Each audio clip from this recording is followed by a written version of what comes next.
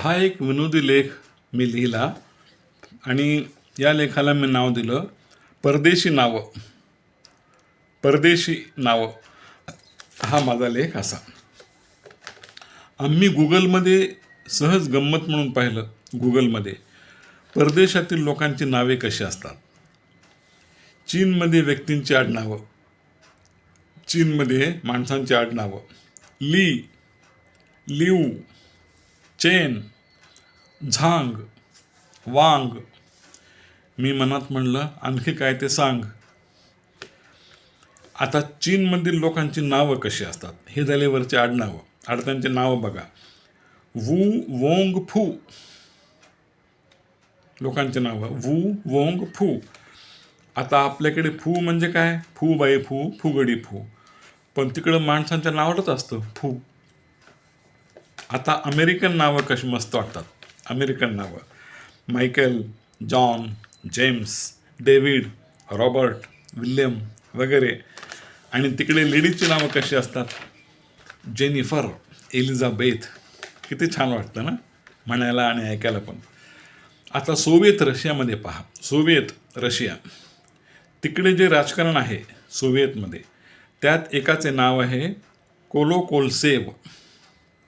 कोलोकोलसेव. बघा आपल्याला त्याचा उच्चार तरी करता येतो का. त्यानंतर पॅरिसमध्ये बघा. पॅरिसमध्ये तिथं व्यक्तीचं नाव असतं कोको चॅनल. कोको चॅनल ऐकलं का. आता काही माणसं कोको पितात आणि टी व्ही पाहताना आपण चॅनल बदलतो.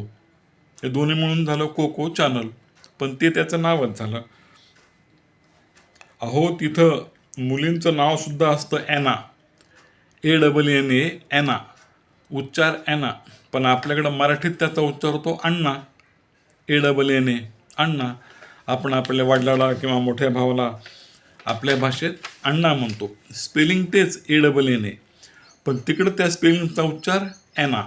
ANNA आहे ना. म्हणजे असा फरक. आता फ्रान्समध्ये पहा. फ्रान्स, तिथं एकेकाळचे जे प्रेसिडेंट होऊन गेले फ्रान्समध्ये, त्यांचं नाव होतं व्हॅलरी गिस्कार्ड डेस्टेंग. व्हॅलरी गिस्कार्ड डेस्टेंग. आता आपल्याला फक्त गॅलरी माहीत, व्हॅलरी काय माहीत. असो. आपल्याला हाँगकाँगमधले नाव छान वाटले. हाँगकाँगमध्ये नावं ब्रूस ली, जॅकी चॅन. किती भारदस्त वाटतं ऐकायला. आता जपानमध्ये पहा.